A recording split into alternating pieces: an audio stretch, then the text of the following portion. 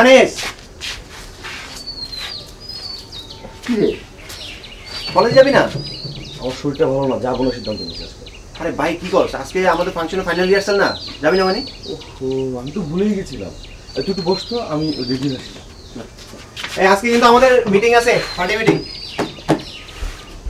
কি সারাক্ষণ party party করেন, কি হবে এসব করে? কোনো ফল পাবেন? কত কিছুরই তো ফল পাওয়া যায় না, তবু চেষ্টা করতে দোষ নেই। চাটা খান। ধন্যবাদ। আপনি কলেজে যাবেন না? যাব, বাবা অফিসে যাওয়ার পর যাব। আনিস একটু তাড়াতাড়ি কর ভাই। এই হয়ে গেছে। বসেন না। এই তুই কলেজ যাস, বাবা চলে যাওয়ার পরে চল। এই গেলাম। হ্যাঁ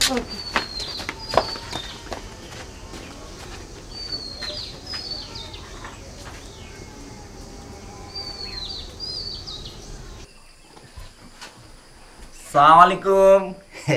ওয়ালাইকুম আসসালাম। কিতা ওয়ালিক সাহেব, কিতা কররা? একটু কাজ করছি। ওহো, শুনলাম ছেলের বলে বিয়া লাগাইরা। হ্যাঁ, চিন্তা ভাবনা করছি। তো কিলা মেসাইরা, ডিমান্ড কিতা? আমার কোনো ডিমান্ড নেই, অর্থবিত্তের প্রতি আমার কোনো লোভ নেই, সে তো আপনি জানেন। জি, কোন রকম একটা মেয়ে হলেই হলো।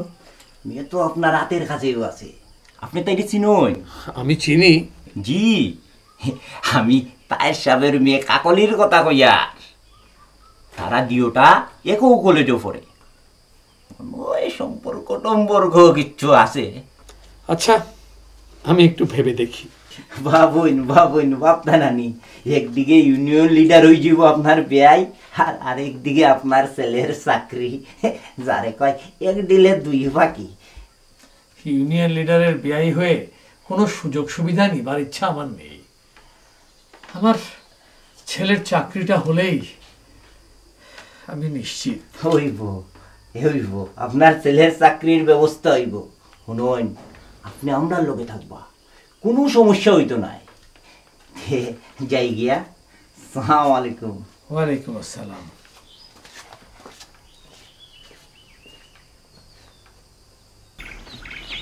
আজকে হারুন স্যারের শ্রেণী বৈষম্য নিয়ে ক্লাসটা ছিল।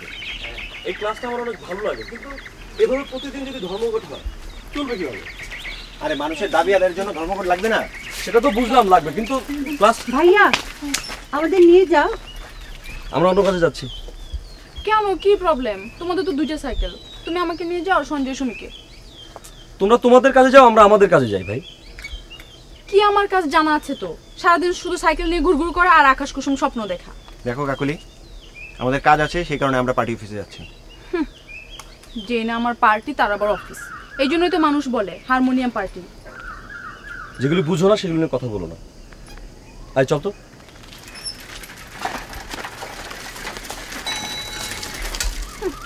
কি আমার কাজ, চল চল।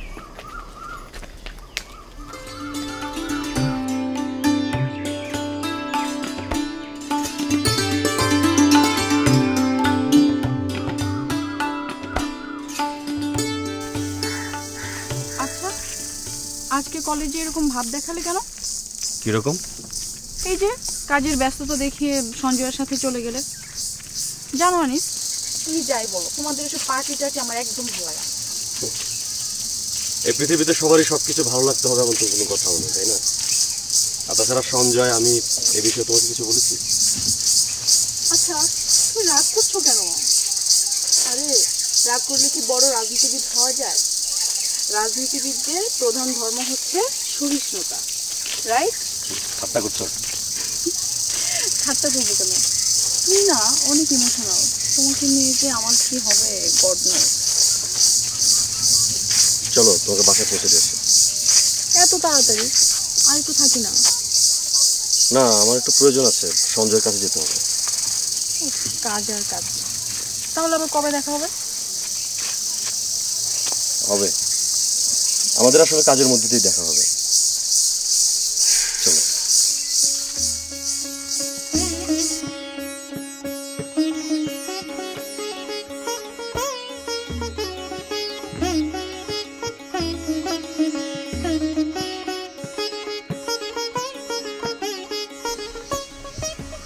আচ্ছা আনিস কোথায়? আনিসকে দেখছি না যে। শুনলাম বাগানে একটা সাংস্কৃতিক অনুষ্ঠান আয়োজন করতে ভাইয়াকে ডেকেছেন ম্যানেজার সাহেব। হয়তো কোম্পানিতে চাকরি দেওয়ার এটা প্রথম পরীক্ষা। ও, শুধুই কি চাকরি, অন্য কিছু শুনুনি? অন্য কিছু আবার কি? না, ওই যে বাগানে তাহের সাহেব, ইউনিয়ন নেতা, ওনার মেয়ে তোমারই তো বান্ধবী কাকুলি, কাকুলির সাথে আনিসের বিয়ের কথা হচ্ছে, জানো কিছু? হ্যাঁ, কিছুটা শুনেছি। ভাইয়া কি জানি সে কথা? আমার তো মনে হয় ভাইয়া নিজেও এই বিয়েতে রাজি আছে। হবে হয়তো। আচ্ছা, বাদ দাও সেসব কথা। কলেজের অনুষ্ঠানে তুমি অংশগ্রহণ করছো না? অবশ্যই। আমাকে ছাড়া এই বাগানের সাংস্কৃতিক অনুষ্ঠান, সে কথা আপনি ভাবলেন কেমন করে? আমি সেখানে গান গাইব। তুমি বরং নাচে অংশগ্রহণ করো। আমি তো নেচেই চলেছি, কিন্তু ইন্দ্রের মন গলছে কই? গলবে কি করে? সমাজ আর ধর্মের কারাগারে যে সেমন বন্দী। একজন বিপ্লবীর মুখে হতাশার সুর ভালো শোনায় না। খুব সাধারণ আপোষের জীবনযাপন করলে বিপ্লবী হওয়া যায় না। আমি যদি বিপ্লবী হই তাহলে এই তেলাপোকা একটা পাখি। বেশ ভালোই বলেছেন তো। তারপরও বিপ্লবীর মুখে হতাশার কথা ভালো শোনায় না।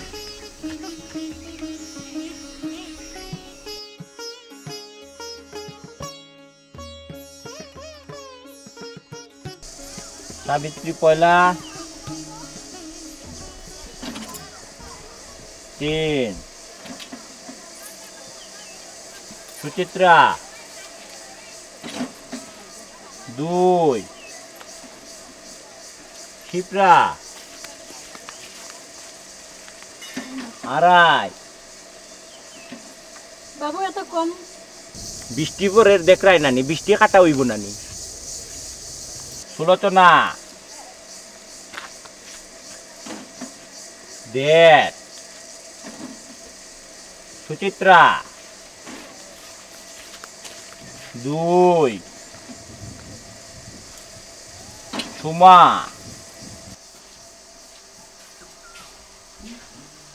আসসালামু আলাইকুম। ওয়ালাইকুম আসসালাম। একটু বইতাম পারি তো? হ্যাঁ হ্যাঁ, বসুন। তাহলে মেয়ের ব্যাপারে আপনার কোনো আপত্তি নাই? না না, আমার কোনো আপত্তি নেই। মেয়ের মারে জিজ্ঞাসলানি? হ্যাঁ, জিজ্ঞাসা করেছিলাম, উনিও রাজি আছেন। আর ছেলে? ছেলের ব্যাপারে আপনাকে চিন্তা করতে হবে না। আমি আর ওর মা যা বলবো তাতেই ছেলে রাজি আছে। তবুও আপনি একবার ছেলেরে জিগাই দিতে আসলা। আজকালকার ফুলাপান তো কোন সময় কোন ফুরিরে কোন জায়গা পছন্দ করি বই রইছে, এটা আপনি বুঝতে পারবানি। আপনাকে সে ব্যাপারে ভাবতে হবে না। আমি ভাবছি অন্য কথা। কিটা? আমার মতো টানাটানির সংসারে তাহের সাহেবের মেয়ে কোনো অসুবিধে হয় কিনা। ইটা লইয়া আপনি কোনো চিন্তা করেন না। দেন আগে দেনা পাওনার কথাটা মাতিলাই। আরে, দেনা পাওনার কথাটা আপনি ভুলতে পারছেন না? আপনার মাথা থেকে দেনা পাওনার কথাটা ছেড়ে ফেলুন তো। আপনি রাগ করেন কেন? ফাইনাল কথা তাই, ইউনিয়ন লিডার হিসাবে তার তো একটা প্রেস্টিজ আছে। হ্যাঁ আছে। তো তো আপনি লাইন আইলা, তার প্রথম মেয়ের বিয়া তাই কিচ্ছু দিতা নাই, ইটা কিটা হইতে পারেনি। হ্যাঁ, এই কথা বলে বলেই তো যৌতুকটাকে সবাই হালাল করে নিচ্ছে। আমার ছেলে এখন সে বিয়ে করতে চাইছিল না। ও গান ভালোবাসে, গান নিয়ে থাকতে চায়। আমার প্রথম ছেলেটা মুক্তিযুদ্ধে যেয়ে ফিরে এলো না, তাই ওকে একটু তাড়াতাড়ি বিয়ে দিতে হচ্ছে এবং ওর বিয়ের কথাটা একটু তাড়াতাড়ি ভাবতে হচ্ছে আমাদের। গান বাজনা করিয়া কিটা হইব? একটা কি চাকরি করলে লাভ আছে? ও হ্যাঁ হ্যাঁ, ওই তাহের সাহেব আমার ছেলের চাকরির ব্যাপারে ম্যানেজারের সঙ্গে একটু আলাপ করতে পারে। হ্যাঁ, কিন্তু আমি ভাবছি, আমি দীর্ঘদিন এই অফিসে কাজ করছি। আমার ছেলের তো এই বাগানের উপরে একটা হক আছে নাকি? বর্তমানে সব হক বেহক এক হয়ে গেছে।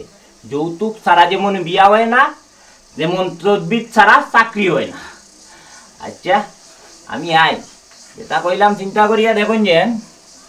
আসসালামু আলাইকুম।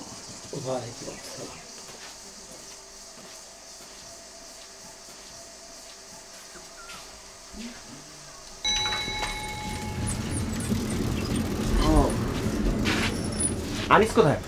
ভাইয়া বাসা নেই, কোথায় গেছে জানি না। ও আচ্ছা, তাহলে আমি দেখি কোথায় গেল। ভাইয়া বাসায় না থাকলে কি হবে, বাসায় তো অন্য লোকও আছে। না সেটা তো জানি, কিন্তু আনিসের সাথে আমার জরুরি একটু কথা আছে। তুমি কিছু মনে করো না, আমি আরেকদিন আসবো। আসি। ঠিক আছে।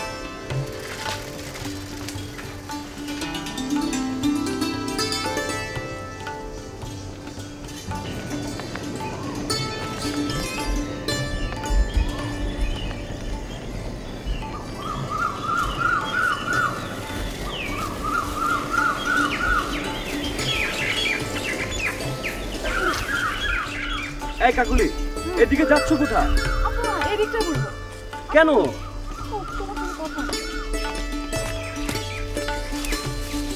আসতে যেও। এখানে বসো।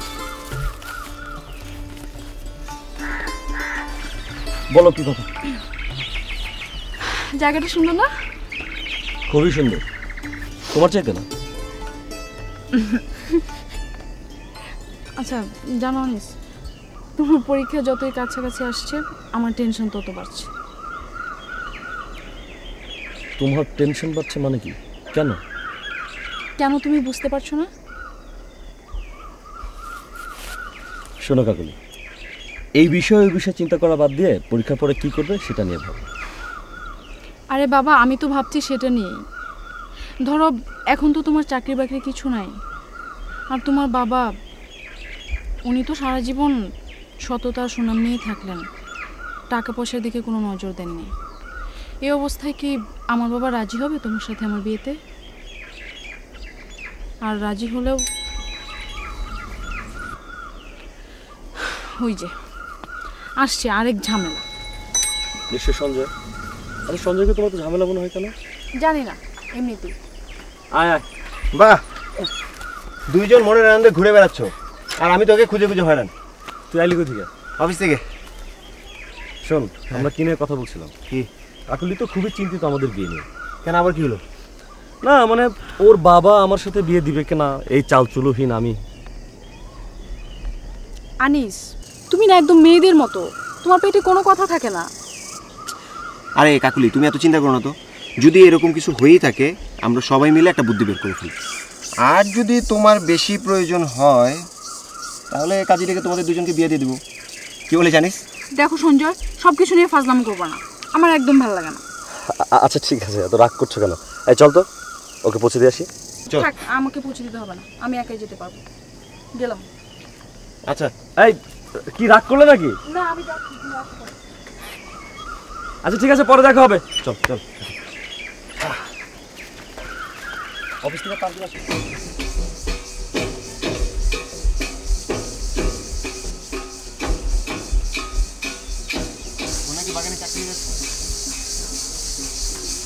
আমি তো চাচ্ছিলাম পড়ালেখা শেষ করে একবারে ঢুকবো, কিন্তু এখন তো শুনছি শুধু চাকরি না, রাজকন্যাও। মা বাবা দুজনে চাচ্ছে বিয়ে এবং চাকরি একসঙ্গে সেরে ফেলতে। আমি কি করি? তো পাত্রীটাকে জানিস? না তো। জানিস না, না জানার ভান করছিস? তোর সাথে না জানার ভান করে কোনো লাভ আছে আমার? পাত্রী হচ্ছে স্বয়ং কাকুলি, কাকুলির বাবা। ভুলিয়ে ভালিয়ে তোর বাবাকে ম্যানেজ করেছে। সঞ্জয়, কাকুলিকে আমি পছন্দ করি, ভালোবাসি, কিন্তু এখন আমি বিয়ে করতে চাচ্ছি না। আরে সেটা তো আমি জানি, আর যে কারণেই কাকুলির সামনে আমি কথাটা তুলিনি। তো তুই এখন কি করবি সেটা বল। আমি তো বুঝতে পারছি না কি করবো এখন। আচ্ছা আপাতত এসব কথা বাদ দে, দেখা যাক কোথাকার পানি কোথায় গিয়ে দাঁড়ায়।